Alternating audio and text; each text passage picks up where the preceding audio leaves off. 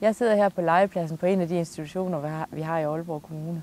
Det har været en af de store glæder som rådmand, det er, når jeg er kommet rundt på vores forskellige institutioner. Vi har utrolig meget forskellighed. Vi har idrætsbørnehaver, vi har børnehaver, hvor man arbejder med det mere kreative.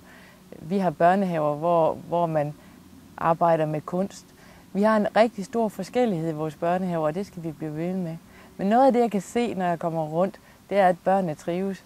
Det at komme rundt til alle de glade børn og dygtige pædagoger, det har været rigtig godt. Noget af det, jeg også har været glad for, det er, at i Aalborg har vi valgt, at vi bygger børnehaverne der, hvor børnene er.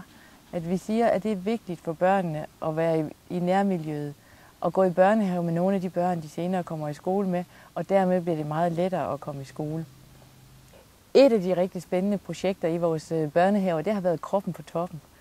Det, at børnehaverne arbejder med, at børn skal bevæge sig, det at starte med sundheden, det med at starte med, at børn får sig bevæget, får sig udfoldet, får brugt deres kræfter, det er faktisk noget af det, der styrker børnene. Også senere, det gør, at de bliver ikke så let tykke, men det gør også, at de kan bedre koncentrere sig, når de kommer i skole. I Aalborg er det vigtigt, at vi har institutioner, der er sjove og udviklende for børnene.